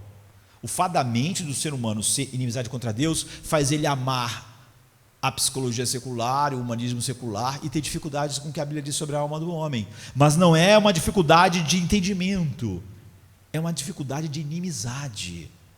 Porque aqui diz que o mandamento do Senhor é puro, no sentido de que ele é transparente. Há pessoas que gostariam que, nós pensávamos que a Bíblia é lamacenta, é uma penumbra, é difícil. Houve muitos movimentos em tempos mais modernos contra a clareza das Escrituras. As pessoas dizem que tudo é muito difícil, muito complicado, muito nublado, e não é verdade. Você já viu como Jesus, na maioria das vezes, condena os fariseus? É exatamente por causa da clareza da Bíblia. Ele diz assim: vocês não leram? Vocês não leram? Os caras vão lá e fazem uma pergunta, ou então colocam uma coisa. A resposta de Jesus é o seguinte: vocês não leram? Como vocês não sabem? Por que ele diz isso? Vocês leram, e é fácil de entender. Toda alma que pecar, essa morrerá. Vocês não leram? Não há um justo sequer. Você não leu? Ninguém pode vir a mim, a não ser que o Pai o traga. Você não leu? Não há nada de difícil, no sentido de ser obscuro. Estava lá, estava claro, e todos eram responsáveis. Ele diz aos fariseus: vocês são responsáveis, vocês leram, vocês sabem o que quer dizer, mas vocês não gostaram, então vocês mudaram. Os escritos do Novo Testamento, as epístolas maciças, com essas grandes doutrinas, Efésios, Romanos, foram escritas para pessoas, por exemplo, Romanos, os Gálatas, explicando os meandros das doutrinas da graça e salvação para pessoas que eram pagãs, pessoas que viveram adorando Diana, não conheciam nada do Velho Testamento, mas eles ouviram aquela primeira geração que creu. Eles ouviram essas doutrinas, porque elas são claras. Agora, você vai me dizer que alguém que é cristão não consegue entender as doutrinas da graça, tem dificuldade com a soberania de Deus? Um pagão na Roma antiga, na Grécia, que adorava Zeus, adorava tudo, podiam entender. Paulo mandou uma carta, essas cartas, mandou para eles, e eles compreenderam, porque não há nada que não seja claro ali. A dificuldade do homem é uma dificuldade de inimizade com a revelação de Deus. Não há desculpas para você dizer que alguém que é cristão não entendeu as doutrinas da graça, e que apesar disso então ele está indo certo, porque ele é ignorância. A Bíblia diz: é claro, é por isso que Jesus está sempre perguntando: você não leu? Quando alguém faz perguntas assim, a gente deve responder como Jesus: você não leu? Você não leu? Não leu o que a Bíblia diz? Você não gosta do que ela diz? É diferente. Então não, o mandamento do Senhor é claro, e por isso ele ilumina os olhos. Nós vemos a verdade. Isso realmente nos escapa às vezes. Nós cristãos somos as únicas pessoas no mundo que veem as coisas como realmente são. É por isso que há um absurdo em você querer saber sobre a alma e consultar um ímpio, porque como a palavra de Deus ilumina os olhos, só quem nasceu de novo, tem a palavra de Deus, está enxergando a realidade. Agora, se você enxerga a realidade, você perguntaria a alguém que não enxerga? Se você tivesse que pegar uma informação que dependesse exatamente das informações visuais, você ia perguntar a um cego? Nós vemos exatamente como é, porque nós vemos biblicamente, e ninguém está vendo a verdade, a realidade como ela é, se não pensa biblicamente. A realidade sobre o homem, a realidade sobre a violência, a falta de paz e a agonia da alma. Ninguém está vendo isso claramente, verdadeiramente, se não estiver vendo biblicamente. Isso significa que nós temos a mente de Cristo. Agora, você diz assim, você acredita, junto com Paulo, de que o homem regenerado tem a mente de Cristo? Enfim, você acha que a mente de Cristo é suficiente? Ou você queria somar a mente dele com a mente de Nietzsche para entender a vida? Então nós entendemos a vida e a morte, porque nós entendemos a vida e a morte biblicamente, e mais ninguém no mundo entende. Nós entendemos a origem e o fim. Nós entendemos o propósito de Deus e o desdobramento dele na história. Ninguém mais entende. Nós entendemos o bem e o mal, a bondade e o mal, o pecado e a santidade. Nós entendemos o pecado e a justiça. Entendemos que Deus precisa restringir os pecadores para que esse mundo continue existindo até ele completar. Nós entendemos o que é a família. Nós entendemos o papel da família no mundo. E nós entendemos o que acontece com a sociedade quando isso é destruído. Nós entendemos o papel do governo e qual é a responsabilidade dele no mundo. Entendemos a igreja e a função da igreja no mundo. O mundo não pergunta à cultura o que a igreja devia ser, porque exatamente a cultura não sabe nada sobre a igreja. Quando me perguntaram outro dia, por que as pessoas estão perseguindo os cristãos? Eu tinha lá 2, 3 minutos para responder. Eu poderia passar horas dizendo, por quê? Porque nós sabemos biblicamente. Nós sabemos que a luz veio ao mundo e o homem odiou a luz porque ele ama as trevas e ama os seus pecados. Porque Satanás, o Deus desse mundo, odeia a verdade, odeia o evangelho e encontra todos os meios possíveis para fazer com que a verdade seja contaminada com erro, com heresias. Eu entendo porque mesmo a igreja visível, o evangelho é desprezado em troca da psicologia secular, porque grande parte das pessoas na igreja odeiam a verdade. Então, o que há de novo?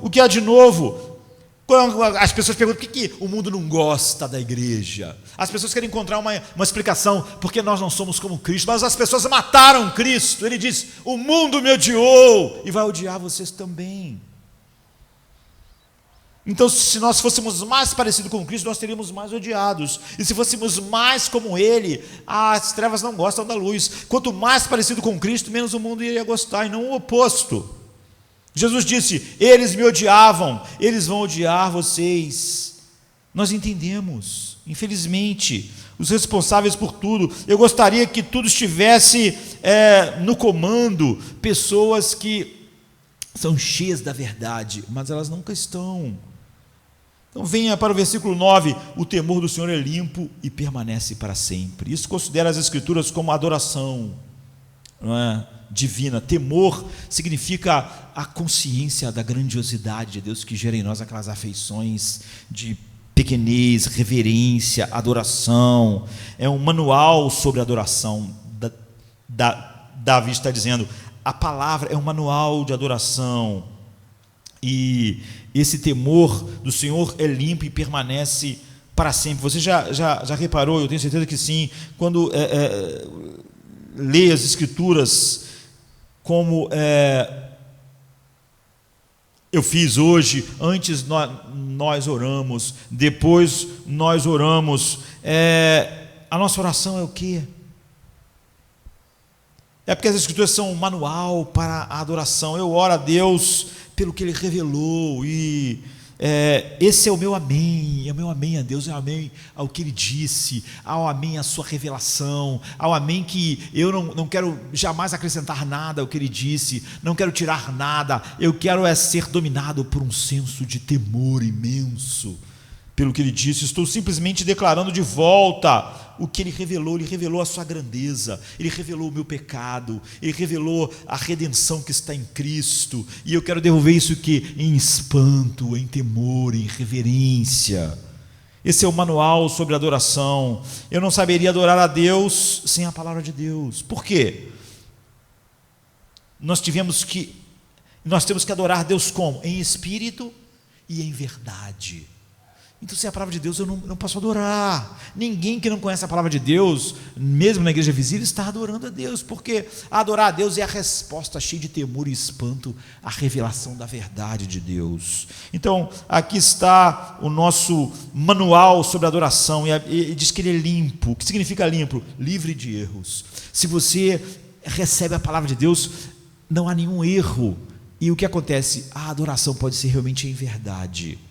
Esse manual de adoração, criado por Deus, está livre de contaminação, está livre de impurezas, livre de corrupção, livre de erros, livre de imundícies, de imperfeições. O Salmo 12:6 diz assim: as palavras do Senhor são palavras puras, como prata testada em uma fornalha 7 vezes aquecida. E a evidência disso dura para sempre. É o que diz: qualquer coisa contaminada, corrompida, vai se corrompendo, mas aqui o temor do Senhor, por ele ser puro, ele dura para sempre. O temor, a reverência que é produzida pela verdade de Deus, tem essa qualidade de eternidade, porque foi criado em nós por algo puro. Então, qualquer coisa contaminada, qualquer coisa corrompida, qualquer coisa contaminada pelo pecado, é contaminada pela morte, vai morrer. Ideias humanas, filosofias, humanismo secular, psicologia, você vê o que eles falavam há 10 anos atrás sobre a alma, o que a psicologia falava há 20 anos atrás, não é mais o que diz hoje. Não é o que diz hoje, porque está se corrompendo, está morrendo, tem que inventar outra coisa. Mas não a palavra de Deus, ela dura para sempre. Então, produz em nós um temor que daqui a 10 anos vai continuar, daqui a 20, 1 bilhão de anos, é para sempre. Eu sei que existem pessoas que pensam que a Bíblia é antiquada, desatualizada, que elas querem ler a última ideia, que é exatamente contrariando a ideia que eles tiveram há 10 anos atrás, há 20 anos atrás. Eu me lembro de estar discutindo com alguns líderes da igreja liberal, evangélica. Eles estavam conversando sobre o que a Bíblia diz sobre o homossexualismo e a homossexualidade como pecado. Igreja, pastores, eles estavam dizendo assim: bem, a Bíblia é sociologicamente não sofisticada e antiquada. A sociologia era ótimo, né? Misturar a sociologia com a Bíblia, é o que eles estão fazendo. Então eles disseram assim: bem, a Bíblia é sociologicamente não sofisticada e antiquada, não leva em consideração o pleno desenvolvimento do potencial para as relações humanas, e temos que encarar a Bíblia como um livro antigo e irrelevante em muitos pontos sociológicos. A Bíblia é irrelevante em muitos pontos sociológicos que toda hora mudam, não é? A Bíblia é irrelevante em muitos pontos psicológicos que toda hora mudam. É o que eles pensam. Minha resposta é o quê? O próprio testemunho das Escrituras é que ela é sem erro e dura para sempre. O que Deus falava sobre a homossexualidade há 12 mil anos atrás é a mesma coisa hoje. Se você acha que ela não é sofisticada a nível sociológico, é porque a sociologia muda a cada 5, 10 anos. Mas a palavra de Deus não muda, ela dura para sempre. O que você vai seguir? Você acha que realmente a palavra de Deus precisa de um pouco da sociologia? Esses pastores achavam que sim, então agora eles casam homossexuais. Mas Jesus diz o oposto. Jesus diz assim: nenhum jota ou tio deve de maneira alguma passar desta lei, até que tudo seja cumprido, até o fim. A sociologia não me diz nada sobre a verdade, nada sobre o casamento, nada sobre o casamento, sobre a família, sobre o casamento homossexual, não me diz nada. E daqui a 20 anos, pastor, daqui a 50 anos, o que a sociologia vai dizer para você? Não vai me dizer nada, porque daqui a 20 anos, se eu estiver vivo, daqui a 50 certamente não estarei, a Bíblia vai continuar me dizendo as mesmas coisas, ela dura para sempre. É por isso que eu posso pregar a mesma coisa há 30 anos. Eu não sou uma metamorfose ambulante, queridos, porque em vez de seguir a sociologia, ou a psicologia, ou o humanismo secular, ou a filosofia, simplesmente eu sigo a palavra de Deus que dura para sempre. Nós realmente acreditamos nisso? Ou você acha que precisa atualizar a Bíblia pela sociologia? Você vai a cada 5 anos atualizar a Bíblia pela psicologia? Vai a cada 5 anos atualizar a Bíblia pela antropologia? A palavra de Deus, um manual sobre adoração, está livre de erros, consequentemente, dura para sempre, é eterno. Então, uma declaração final no versículo 9, estou chegando ao fim: os juízos do Senhor são verdadeiros e justos juntamente. Juízo significa julgamentos, não é? Do tribunal divino. O juiz de toda a terra registrou em sua palavra seu veredicto sobre tudo. Aquilo ali, ele dá um veredicto. Aquilo lá, ele dá um veredicto. A alma do homem, ele dá um veredicto. Esse problema na alma do homem, ele dá um veredicto. Aquilo ali, ele diz que é pecado. Ele dá o seu veredicto. Os juízos do Senhor são verdadeiros e justos juntamente. Só para dizer isso, eu amo dizer isso, a Bíblia é verdadeira e é a verdade absoluta. Ela é totalmente suficiente, você vê para todas as coisas, para a vida e piedade, para usar a expressão de Pedro. E é uma venda difícil hoje, não é? Talvez seja a venda mais difícil hoje, essa declaração. Seus veredictos do seu santo tribunal, a sua verdade, a Bíblia é verdadeira, é a verdade absoluta sobre todos os assuntos. É uma coisa difícil, porque nós vivemos na era da relatividade. Alguém vai e prega que só existe um evangelho, que fora daquele evangelho não há salvação. Aí alguém diz assim, não, aquela pessoa ali que ela acredita, não é nas doutrinas da salvação pela graça de Deus. Mas então também ela está salva também. Você vê? A pessoa diz que existia só um evangelho, mas agora ela está relativizando. É muito difícil dizer, essa é a verdade de Deus. E se você sair disso, você saiu disso para um outro evangelho, não existe outro. É muito difícil numa era de relatividade, de rejeição pós-moderna a uma verdade absoluta, você dizer que a verdade de Deus é verdade absoluta. Muitos cristãos preferem o humanismo secular, eu entendo. Eu entendo por a razão, porque pode ficar mudando, pode ficar sendo alterado, conforme a vida vai mudando, e você pode ficar bem com as pessoas. Esse livro é absolutamente verdadeiro. Paulo disse que muitas pessoas estão sempre aprendendo e nunca chegam ao conhecimento da verdade. É isso, é porque essas pessoas podem estar em igrejas, e às vezes até em igrejas que pregam a verdade, mas elas mesmas não veem a verdade como a verdade de Deus. Então elas nunca chegam ao conhecimento da verdade. Elas aprendem sempre, mas elas pensavam de um jeito hoje, vão pensar de outro jeito amanhã, porque a sociologia disse aquilo, porque o filósofo disse aquilo, porque outras pessoas disseram outras coisas. A Bíblia é a verdade no que diz respeito à criação, é verdade no que diz respeito à consumação, ao juízo, ao céu, ao inferno. Aqui todo homem, não há ninguém que faça o bem, aqui todos estão condenados, aqui todos são filhos da ira, aqui todos nasceram debaixo da maldição do pecado, aqui que Jesus, só em Cristo há propiciação. Em cada afirmação que diz sobre a alma é verdadeiro. Um sociólogo não vai me acrescentar algo sobre a alma para mim. O que diz o filósofo tal, o que Nietzsche disse, o que Immanuel Kant disse, nenhuma dessas pessoas vão acrescentar nada à visão que a Bíblia disse a respeito da alma humana. Consequentemente, o que é capaz de fazer? A afirmação final pode ser traduzida: os julgamentos do Senhor são verdadeiros, eles produzem uma justiça abrangente. Esse livro é a verdade, queridos. Completa verdade divina pode produzir uma pessoa totalmente justa. O homem é regenerado pela palavra da verdade, é santificado, santifica-os na verdade. Não há nada na vida do ser humano para honrar a Deus que não flua disso. Você não precisa de mais nada. Mas a minha alma, a minha vida, tudo o que você precisa para a vida e a piedade estão na palavra de Deus. Tudo. Ouça, isso produz uma justiça, é o que o texto está dizendo. É isso, é por isso que termina dizendo, é por isso que Apocalipse, a Bíblia acaba dizendo: não adicione nada a este livro. Não é pegar a caneta e escrever lá mais um capítulo, isso é ridículo, ninguém faz isso.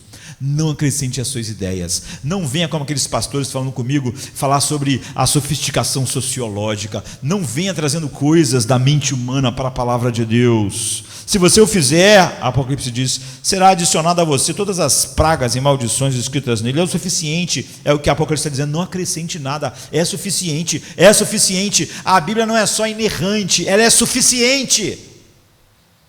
É o poder transformador de Deus. É como Deus nos santifica, nos torna sábios. A gente viu, dá alegria, dá entendimento completo, é eternamente relevante, é a verdade absoluta. Que presente, queridos, é a Bíblia. Eu quero dizer que se você está olhando a vida e dizendo: o que eu gostaria da vida? Você pode dizer: eu queria uma certeza, eu gostaria de ser uma pessoa diferente do que eu sou, eu estou farto do pecado, eu quero ser transformado. Então, esse livro pode transformar você, só ele, mas nada. Você pode conversar com filósofos, psicólogos, sociólogos, antropólogos, você não vai mudar, nada disso vai mudar você. Esse livro vai. Você pode dizer assim: eu gostaria de poder navegar na vida, eu gostaria de saber, de ser sábio, eu queria ter sabedoria, não é, prática. Esse livro vai te dar, ele dá sabedoria aos simples, não é? Ou você poderia dizer: eu gostaria de ter alegria nas areias movediças das circunstâncias, eu gostaria de poder viver acima disso. Você vê, o temor do Senhor, a palavra de Deus alegra o coração. Esse livro pode te dar alegria, só ele pode te dar. Nenhuma outra conversa humanista vai poder te dar alegria para você andar nas areias movediças da vida e enfrentar a morte. Agora você pode dizer: eu gostaria de poder ver claramente as coisas sombrias, eu gostaria de ter uma compreensão mais profunda dos mistérios da vida. Esse livro faz isso, foi o que nós vimos. Ou você pode dizer: eu gostaria de ter algo que eu pudesse ir em qualquer circunstância, em todas as situações, e isso ser relevante para aquela coisa, isso ser relevante para aquela situação. Esse livro é a verdade sobre isso. Não há mais nada. É a coisa mais valiosa, e é por isso que o salmista diz assim: as palavras deste livro são mais desejáveis. Depois que Davi faz essas declarações, ele diz: essa palavra são mais desejáveis do que o ouro, sim, do que o muito ouro fino, mais doces do que o mel e as gotas do seu favo. Ele diz: se você tivesse que desejar todo o ouro do mundo e a palavra, fique com a palavra de Deus. Ele está tentando encontrar palavras. Você vê, ele está dizendo: é mais desejável do que o ouro. Esta é a maior tesouro que existe no mundo, a palavra de Deus. Mais desejável do que o ouro muito fino. Ele está dizendo que o nosso maior prazer, você quer prazer? Tu quer prazer na alma, tu quer deleite na alma, tu quer tudo que tua alma precisa. Então ele está dizendo: esse livro, ele é mais doce do que o mel para a vida, para a alma, para a mente, mais doce do que o mel e o destilar dos favos. Então ele diz que é o nosso maior protetor. Ele diz: é pelas palavras deste livro que seu servo é avisado. Guardei a palavra no meu coração para não pecar contra ti. Esse é um livro de aviso, de ensino, é o nosso maior fornecedor de todas as coisas que nós precisamos para a vida. Piedade é o fornecedor final. Então, nós temos dificuldade de entender os nossos erros. Não é que nós não confiamos em uma filosofia humana, nós não confiamos em nós mesmos. Então Davi diz assim: Senhor, olhe para os meus erros ocultos de mim mesmo e me livra deles. Sonde-me, né? Há erros ocultos, nem eu consigo perceber todos. Poderíamos muito, se não tivéssemos esse livro, nós íamos perder tudo, ia haver uma escuridão completa. Mas esse livro expõe tudo. Assim o salmista diz: me absolva das falhas ocultas, afaste o teu servo dos pecados presunçosos, que não dominem sobre mim, então serei inocente e absolvido de grande transgressão. E como é que ele acaba? Ele diz: se isso for verdade, se a palavra habitar ricamente em mim, há uma mudança tão grande na alma, tanto prazer, tanto deleite, tanto gozo, tanta suficiência, que ele termina assim: que as palavras da minha boca e a meditação do meu coração sejam todas agradáveis a ti, ó Senhor, minha rocha e meu redentor. Ele está com a sua mente em Josué 1,8, que diz: não te apartará da sua boca, mas você meditará sobre ela dia e noite. É o que ele está dizendo: seja aceitável as palavras da minha boca e a meditação do meu coração aos teus olhos, porque guiado pela palavra, as palavras da minha boca sejam aceitáveis e os pensamentos do meu coração também. Bem, o que são as palavras aceitáveis? É a palavra de Deus levada a nós. Quando a gente diz que as palavras da minha boca sejam aceitáveis a ti, é porque nós vamos repercutir a tua palavra. Este livro da lei não se apartará da sua boca, mas você meditará nele de dia e de noite. É a palavra de Deus, não é? Deuteronômio diz assim: fale sobre isso quando se deitar, levantar, sentar e andar no caminho. Ensine aos teus filhos para que você ande em temor. Você quer uma vida próspera, espiritualmente rica? Esse é o único caminho. Você quer uma vida em que a alma encontre todas as coisas que ela precisa? esse é o único caminho, o que é aceitável a Deus, o que o honra. E eu estava lendo um poema, eu quero encerrar assim, muito antigo, de alguém que estava falando a respeito disso, sobre se você tiver isso só intelectualmente, como é inútil. Diz assim: e se eu disser que a Bíblia é a santa palavra de Deus, completa, suficiente? As pessoas dizem isso, mas depois quando elas agem, não é assim, não é? É sobre isso que a pessoa está dizendo: inspirada, sem falhas, mas deixar suas páginas não lidas todos os dias e deixar de aprender que são a lei de Deus. E se eu não for lá em busca da verdade, da qual falo com indiferença, para orientação dessa maneira terrena de viver, para encontrar deleite, paz, né? Importa o que eu digo? Estou feliz que você diria que acredita em tudo isso, mas eu ficaria mais feliz se você ficasse na palavra de Deus. Então Jó disse assim, Jó 23:12: eu apreciei mais a tua palavra, eu apreciei mais as palavras da tua boca do que a minha comida diária. Deus queira que a gente fale como Jó: eu aprecio mais a tua palavra do que o almoço que eu vou comer agora, porque é sobre isso que Davi está dizendo: a palavra de Deus é totalmente suficiente. Obrigado, Deus, pela tua palavra.